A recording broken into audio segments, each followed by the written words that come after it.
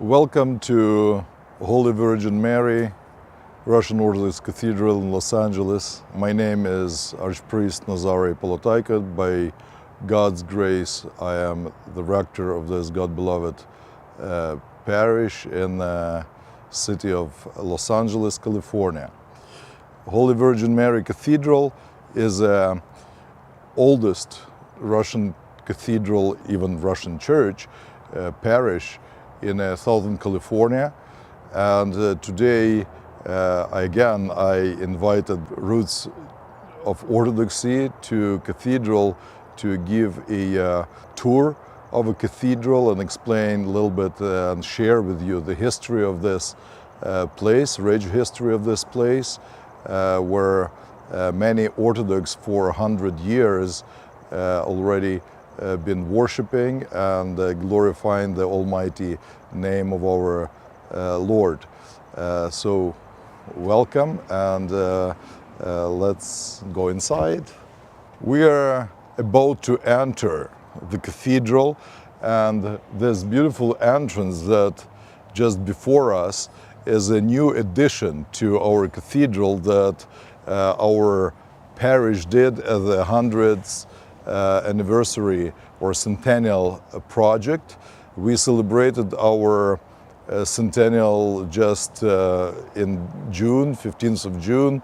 Archbishop Benjamin, former Archbishop of San Francisco and the West, came to bless this addition and to lead our community in celebration of 100 years of our mission in the city of Los Angeles.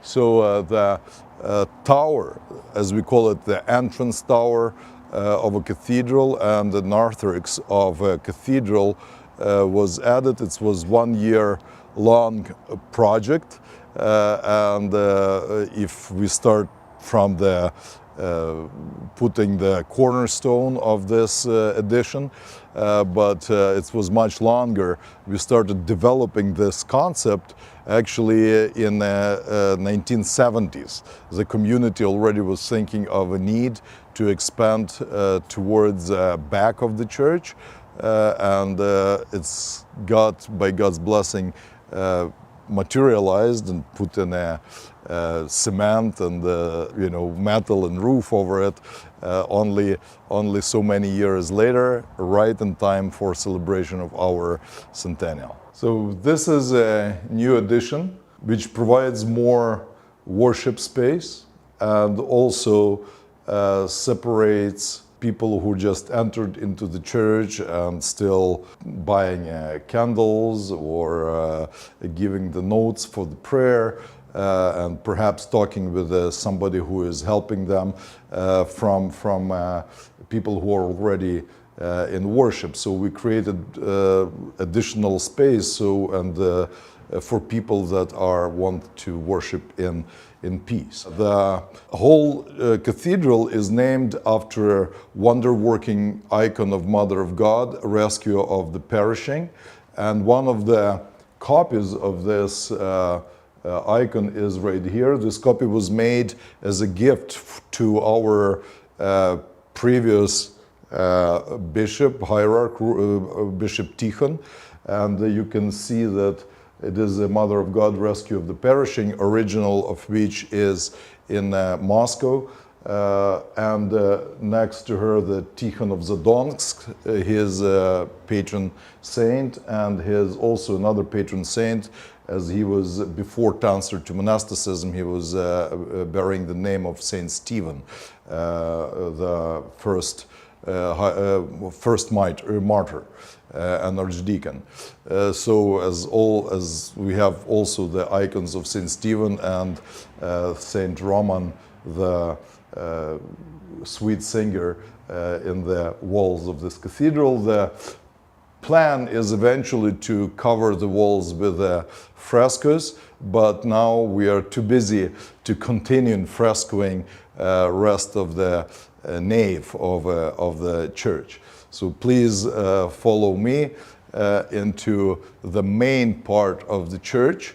And right now we're actually entering the original structure of a cathedral. If you'll notice that a cathedral in the beginning was not too large. It was a very modest church in a Pskov architectural style of a church building, of ecclesiastical architecture. And construction of the first church started in 1923. That's when Parish was established as a community. In 1921, first immigrants from former Russian Empire came to city of Los Angeles, and they planned to move farther to Northern California, to old Russian colony in San Francisco. They discovered that city of Los Angeles, which was a modest city at that time, was named actually after Mother of God. The original name in translation into English is City of Mother of God, the Queen of Angelic Hosts.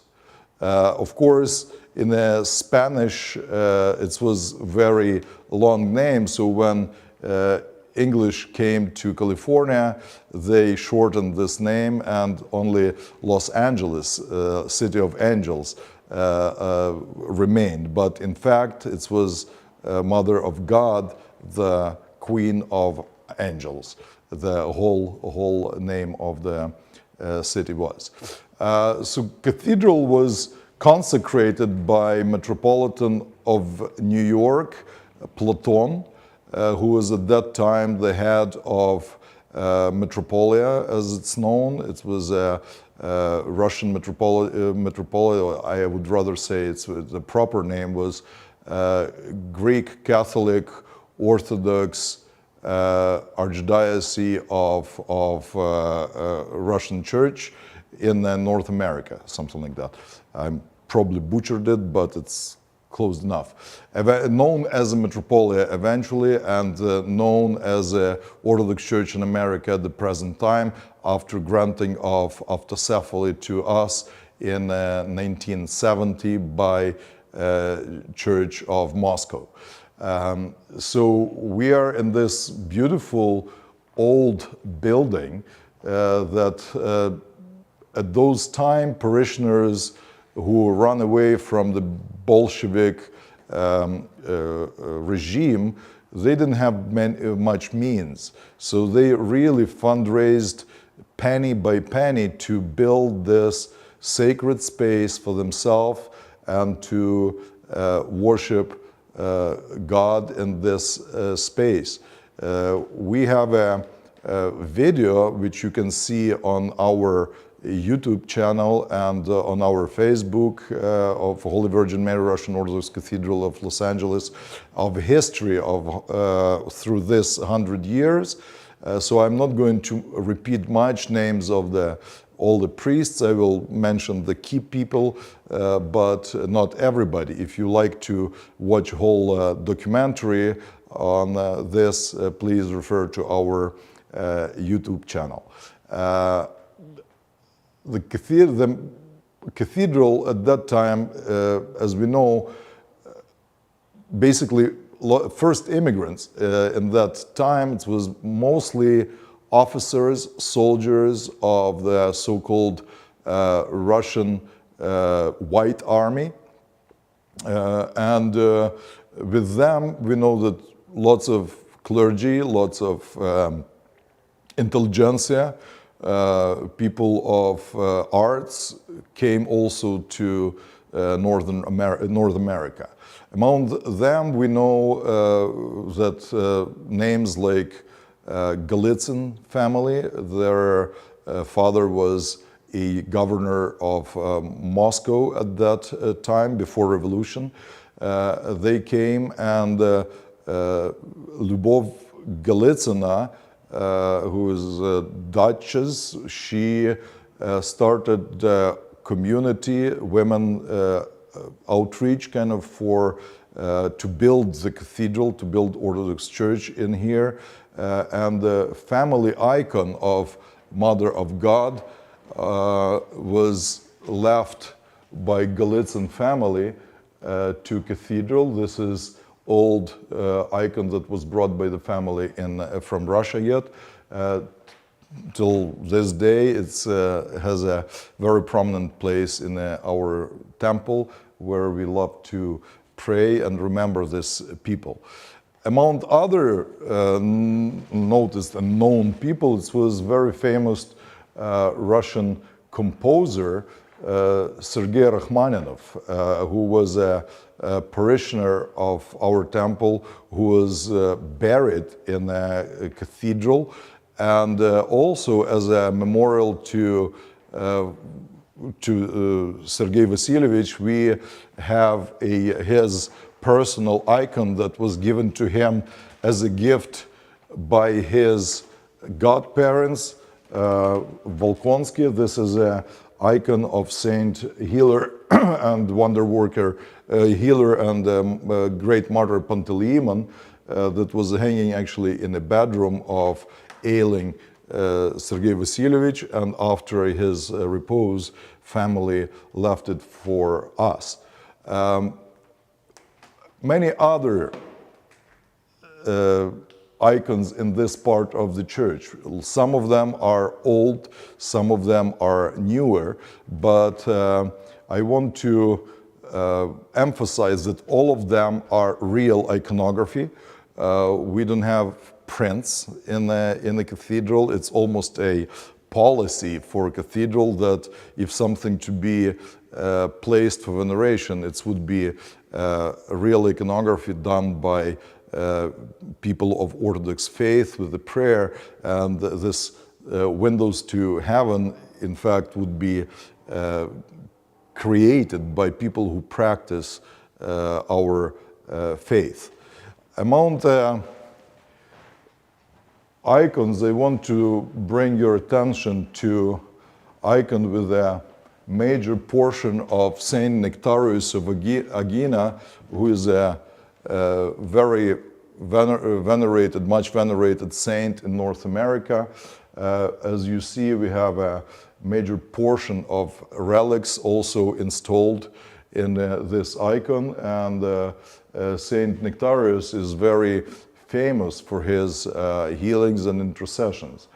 Also, the great modern saint, another modern saint, is Saint Luke of Crimea, whose holy rib was given to cathedral as a gift and is placed for permanent veneration in a cathedral, so faithful can come and ask for his intercession. If you're interested in a life of Saint Luke, you can see the movie called The Luca, or Saint Nectarius. It was also the famous movie that was made about him called The Man of God.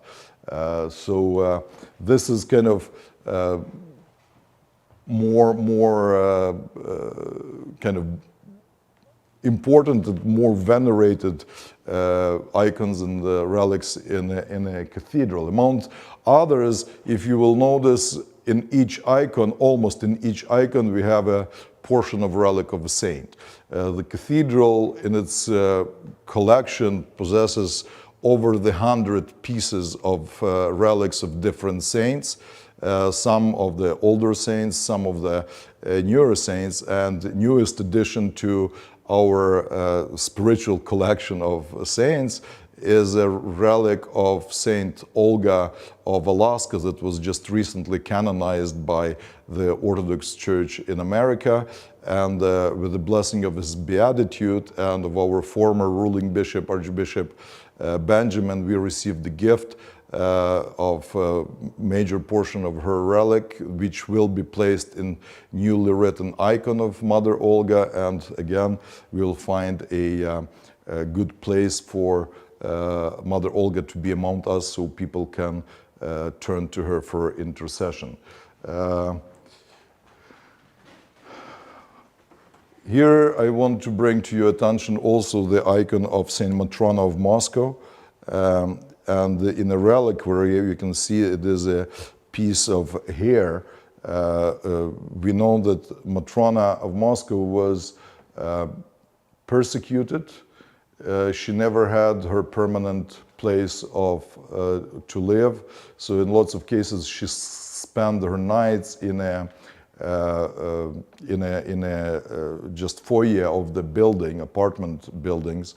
And in Moscow at winter time, it was so cold, so when she woke up, her head would freeze to the wall. And when she would remove, like, hair would remain there frozen to the wall. And people who venerated the saint even during the life, her life, I mean, they collected these pieces as if relics for future veneration. And one of those gifts we also received from our friends in Moscow.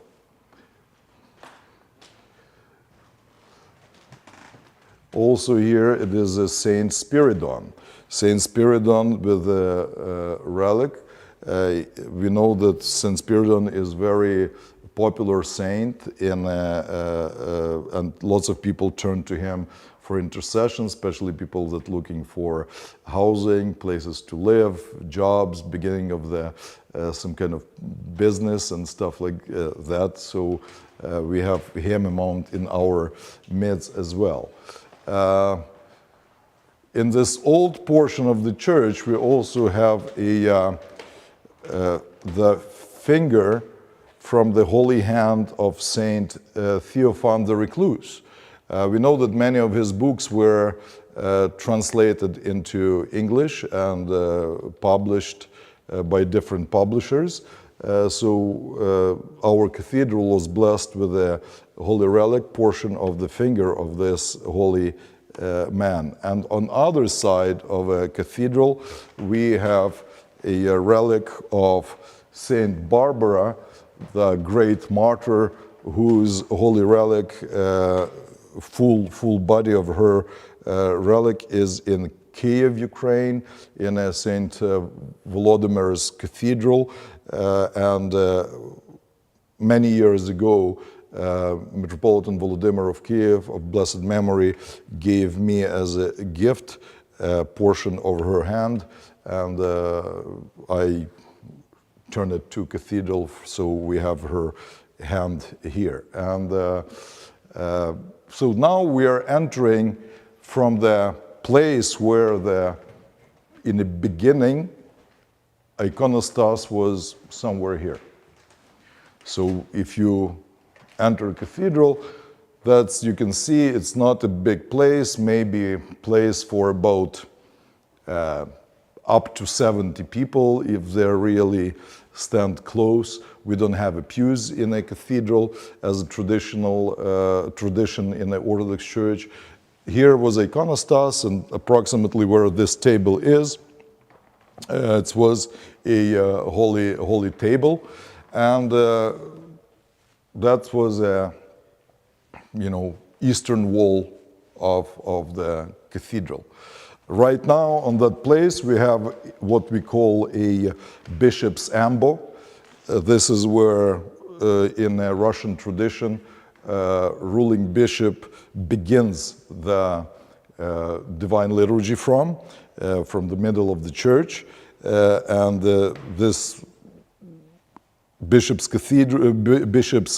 altar is usually, you can see in churches that bear a title of elevated to the dignity of cathedral, and on it we see an eagle as a symbol of hierarchical authority over the in a city of cathedral, where, like in San Francisco, where bishop bear a title, traditionally it is a depiction of that city would be depicted. In our case, as we are not a main cathedral, we're just one of cathedrals in a diocese, we have a depiction of our church as it used to be before the recent renovations.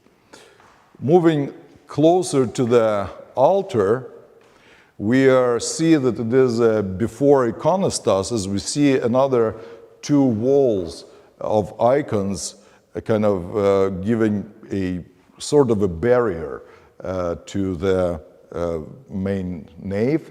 And this is iconostasis that kind of separates the nave from the clearus. Clearus is a place where the choir usually sings, and in our case, since we don't have a choir loft in the church, our main choir is singing from the side, from the clearus, and then children's choir that we have in the cathedral sings from the left side clearus. So it is two choirs that sing in the cathedral on every Sunday.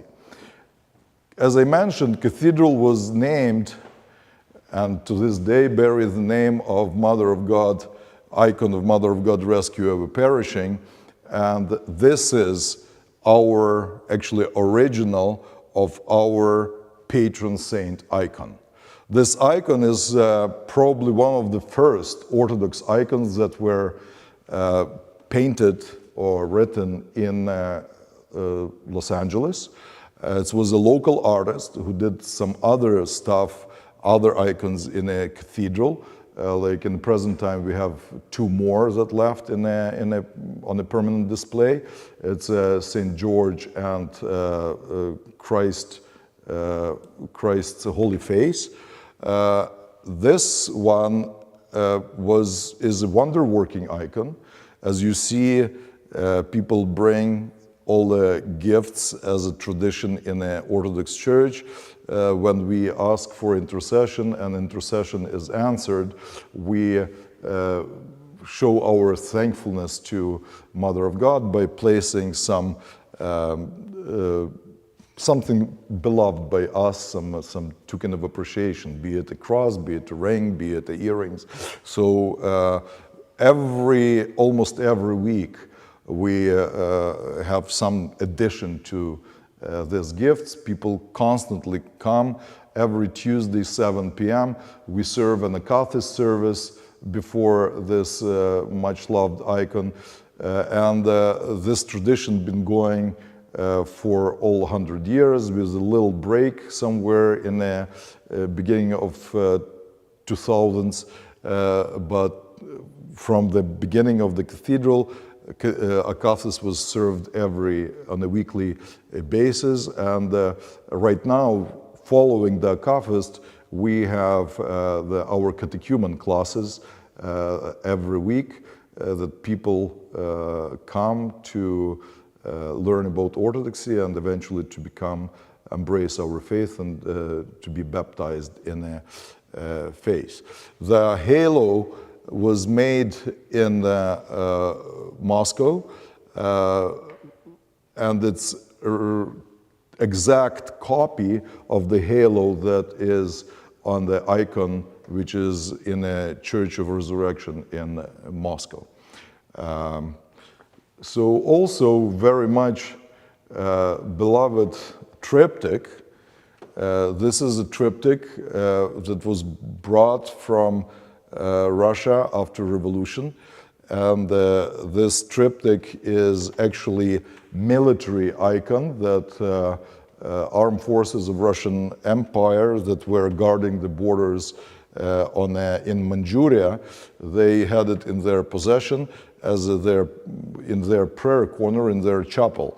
One of the leading officers of this base immigrated to Los Angeles, became our parishioner, and gifted this beautiful triptych of real exquisite jewelry work to our cathedral, and we with depiction of entrance of Mother of God into the temple and depiction of other saints, Saint Volodymyr of Kiev, Saint Nicholas, Saint Alexander Nevsky, Saint Sergei of Radonezh on this icon. This wall is basically offered to the copies of wonder-working icons of Mother of God. And you can see here Mother of God of Kazan, Mother of God, the Abbess of Holy Mountain, Mother of God of Iveron that was actually brought from Iveron Monastery in Mount Athos, Mother of God, the Queen of All, that is a copy of the icon on the Votopad monastery in Mount Athos. Mother of God of Vladimir, and our beloved, also another wonder-working icon in cathedral, Mother of God, quick to hear, that was given to cathedral as a gift from a former abbot of the monastery, Father Gregorius of Dochiario Monastery on the Mount Athos. We love Mount Athos. We go to visit Mount Athos. We took parishioners, went several times, and this tradition goes back to probably 30s, when some of our parishioners were visiting Mount Athos and bringing icons from Mount Athos and relics and all other spiritual artifacts to a cathedral, sharing the wealth of spiritual wealth of Athos with Los Angeles. Among also beloved saints, this is Saint Silouan of Mount Athos, and it is a portion of his relic. It is a tooth that was given to me personally. So this is right now here in cathedral. Relics of healers and mercenaries, Cosmas and Damian. And of course, this is an icon of all American saints, including newly canonized Mother Olga. That is very much beloved icon in cathedral, and it is saints that protect our Orthodox mission in North America and help us to bring as much people to true faith as possible. Among which, of course, the martyr of California, Peter the Aleut, Saint Tikhon, Saint John of Shanghai and San Francisco, Saint Herman of Alaska, and others. As you look at the walls, these frescoes, I would like to say that we are not putting frescoes on the wall. We're just removing the whitewash of the wall, and frescoes are there. Indeed, it feels like that. This is an ongoing project. We hope to finish the frescoing all the church.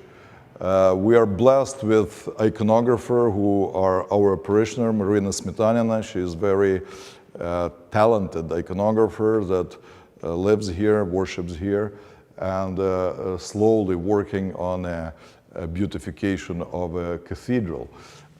We see that over iconostas we placed the icon of Holy Trinity or hospitality of Abraham, Abraham and Sarah on the both sides, and then it is a groups of different ranks of saints. So we have forefathers, we have prophets, we have equal to the apostles, we have apostles, hierarchs, saints, and martyrs, and confessors of the church.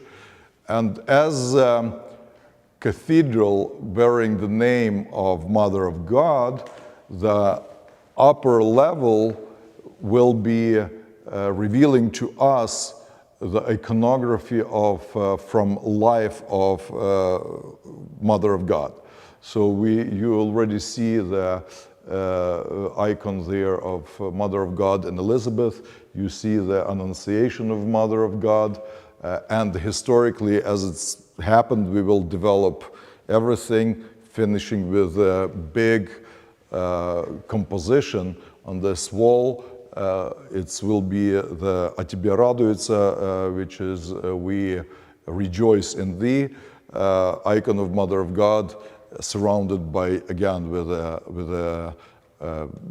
all ranks of different saints, kind of completing the completing the circle of life of Mother of God and her love to her Son, our Lord and Savior, Jesus Christ. Iconostas was, again, crafted in California in mid-80s, or second part of 80s, beginning of 90s, somewhere there. It's typical kind of Russian iconostas, or that in a natural wood and not many leveled. It's kind of lower portion of iconostas. As you know, that royal gates, also in English called pearly gates. So we really have a pearly gates as doors. These gates are ornate with pearls that emphasizing the importance of the gates through which the salvation, communion of the holy body and blood of our Lord Jesus Christ comes through to offer Eucharist to the faithful. On the left clearus, we see iconography of readers of the church, starting with Ezra from Old Testament and going all the way to new martyr Eugene. All of this is different readers that were glorifying the name of God by serving Him as readers in the church. And on the right clearus, where the main choir sings, we have a depiction of musicians and composers in the church. We have St. John Damascus, the Romanus, the sweet singer, the Saint Cecilia, and all other known musicians of the church. I want to invite you also into the Holy Sanctuary. As you see, this is a main altar upon which the Holy Gospel is placed. Under this Gospel, we have antimincenes. It's something that cloth with imprint of the entombment of Christ with the relic placed, traditionally signed by the ruling bishop and given to each church, that basically church is functioning and this is as a tomb of the martyrs for early Christians. We have also the relic of martyr on a holy altar, and we serve divine liturgy upon that. There's also a tabernacle. Tabernacle, that's a kind of vessel where we keep the reserved gifts in case, like communion, for people who cannot come to church, people who are sick, and we take those portions to them as per need. On the other side, it is a table of oblation, where priest would prepare the proscomedia or prepare the gifts for divine liturgy. The iconography, again, iconography of this portion of the church, Holy Sanctuary, is traditionally dedicated to the Holy Eucharist. So as we'll see, all saints are kind of turned to Christ, who offers his teaching. This is composition known as a deesis, the prayer, and all of them are turned kind of being in communion with Christ through their prayer, through the reception of his faith, through the reception of his holy gifts. And on the sides of the what we kind of call the additional portions of the altar space, it will be prototypes of communion from the Old Testament. This is a prophet Isaiah who is being cleansed by the call from the tongues that was given, kind of offered to him before his prophetic mission. And on other side, it is another prototype of a Holy Eucharist, is offering or sacrifice of Abraham.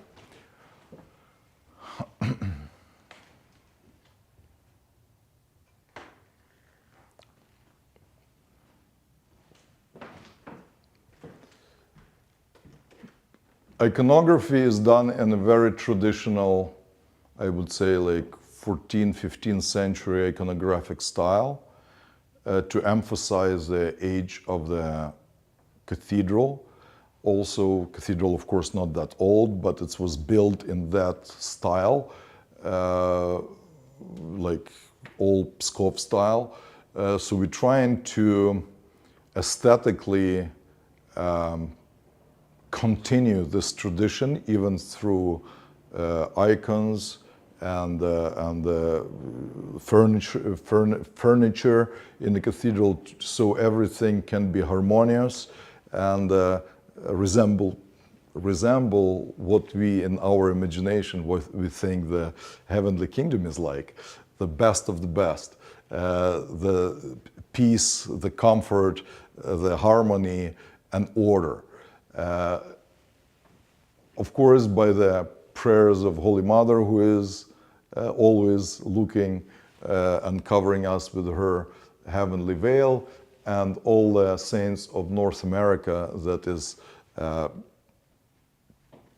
participating with us in Divine Liturgy as we pray to bring the Holy Sacrifice and every Divine Liturgy that we serve here. We serve in 2 languages, Slavonic and English.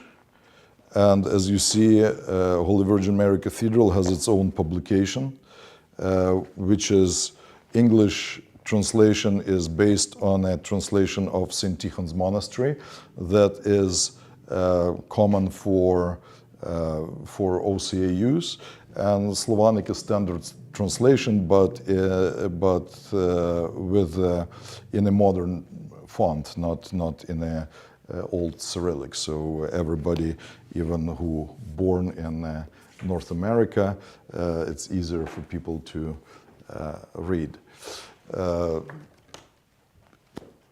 Cathedral is really special place. Because special not only because it's old, not only because it's beautiful, but most importantly because it keeps old tradition without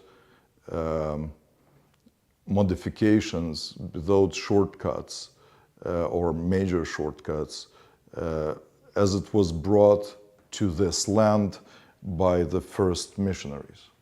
The liturgy is very traditional as it would be served in overseas, in Russia, in Ukraine, in Belarus. Also we serve vigils, lots of services during the week. We also have another altar, second altar on a property, which is a church, small church dedicated to Saint Herman of Alaska, which is kind of a baptistry church with a full functioning altar that we serve during the week, some minor saints, memory of some minor saints, and we will go and see it there as well. It is a piece, everybody who enters here shares with me the feel of peace. And as one priest who served here before me, he said that you enter here and you feel that walls are kind of radiate with the prayer, because for 100 years here it was without break, somebody was praying here almost every day. Cathedral, our doors are open every day but other than Monday. It's our only day off. But every day from 10 o'clock in the morning to 5 o'clock in the evening, you can come. Our doors are open. Somebody will help you with candles. If services are needed to be, you can request a service or just come and be quiet before God, before His Mother and saints, communicate with them without being interrupted by the worldly noises. On Sunday, we begin the liturgy at 10 o'clock in the morning. You know, if you like a confession, I mean, please come earlier. If you like to come and join us for vigil, every Saturday vigil is at 5 o'clock in the evening. And the rest of the services is on our calendar, on our web page. Our schedule is there, so services are here. You can come join us, visit us. It's we'll offer you a coffee and conversation. God bless you. So this is St. Herman's of Alaska church, as we call it, church under the bell tower, because bell tower is on top of that. This is probably, and like I would be 99%, that it's the first church in the world that was consecrated in the name of St. Herman after his canonization or glorification. And we have a memorial plate here saying that it was consecrated in 71, and he was glorified somewhere in the end of 70s or beginning of 71. So this is again a space that we developed in the last 10 years. It was always like chapel here, but we turned the chapel into the actually functional church. You see there's a Athonite style of altar table, which is built into the wall. There's also built into the wall of table of oblation that we prepare the proscomidi on it. We serve here, as I mentioned, during the week most of the time, and chant here is either in old Znameny or Byzantine chant style, so it's more kind of a I would say, like, hopefully more monastic, kind of more low-key, other than there is a cathedral style kind of big choir. Here it's like more peaceful services. As St. Herman was first of saints in North America that was glorified.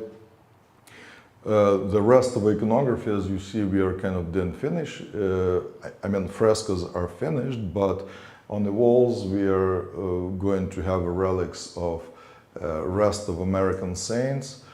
Two of these icons already arrived. They were prepared for us in Greece. And you see St. Herman with his holy relic there, and St. John of Shanghai and San Francisco also has a major portion of his relic, and they here for people's veneration. Here is, as you see in the middle, I just did the baptism last week. It is a baptismal font for which is moved if we serve a liturgy here or Vespers. But here we baptize the children, and on this side you can see it is a font for adults that we can do a full immersion baptism of adults as needed. As all idea came from, again, from Holy Mountain, every time I go to new monastery in Holy Mountain, I bring the rocks from Holy Mountain and place in this chapel. So you have the rocks here from Vatopad and from all other kind of monasteries that we visited through the years. And same on this side as well.